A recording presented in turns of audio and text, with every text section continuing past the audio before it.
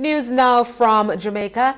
As the Andrew Holness-led administration prepares for the official visit of Trinidad and Tobago Prime Minister Dr. Keith Rowley, Jamaicans are eagerly anticipating that the talks will address a major sticking point: the continuous denial of Jamaicans who visit Trinidad and Tobago shores. We have more in this report from Leslie Ann Sherwood.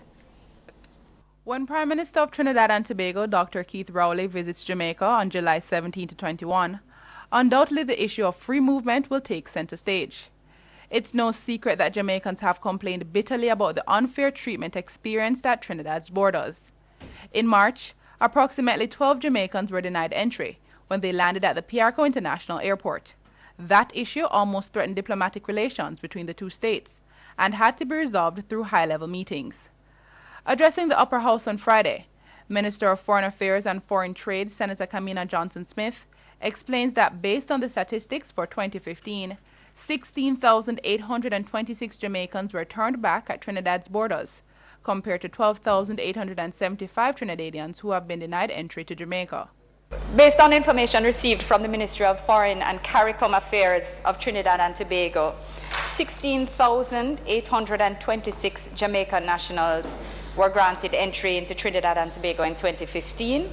And with respect of the flow of Trinidad and Tobago nationals into Jamaica, according to our Passport, Immigration and Citizenship Agency, 12,875 Trinidadians were granted entry into Jamaica in the same year. Pardon me? Oh, sure. 16,826 Jamaicans and 12,875 Trinidadians in the reverse. Senator Johnson-Smith says, analyzing the data from the vantage point of the size of the country, more Trinidad nationals have been allowed to enter Jamaica when compared to Jamaicans entering Trinidad. The data tells us a few things, including that relative to the size of the population, a greater percentage of nationals from Trinidad and Tobago, 0.9%, entered Jamaica in 2015.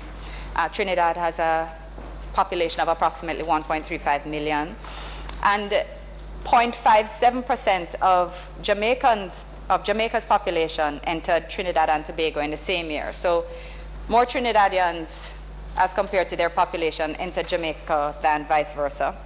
The Foreign Affairs and Foreign Trade Minister contends that the 2015 data reveals that there has been a consistent denial of Jamaicans into Trinidad.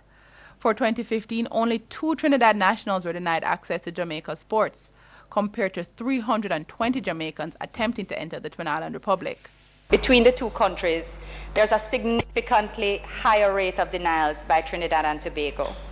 While only 2 Trinidadian nationals were denied entry into Jamaica in 2015, and one based on the rules of the Ministry of Health, 320 Jamaican nationals were denied entry into Trinidad in 2015. And just for the record, 230 have been denied from January to June of this year. So, Mr. President, I had earlier projected that based on the number of denials recorded at the beginning of 2016, that there could be a denial rate between 3 and 5% for 2016. Senator Johnson-Smith says there has been some encouraging signs since both governments engaged in talks to resolve the issue. She expects the matter to be addressed in depth when Dr. Rowley and Jamaica's Prime Minister Andrew Holness hold bilateral talks during his visit to the island. The trend has not continued. Immediately after our bilateral interventions, the trend fell.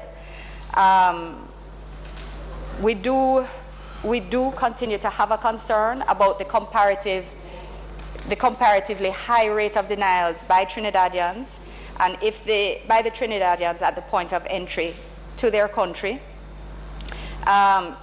If denials continue at the current rate, we anticipate a 2% rate, which would be the same as that for 2015. We are heartened by some of the steps taken to date, Mr. President, and we hope to continue our bilateral interventions with Trinidad and Tobago, continuing with the visit of Prime Minister Rowley, which commences this Sunday. I'm Leslie Ann Sherwood for CEEN Caribbean News.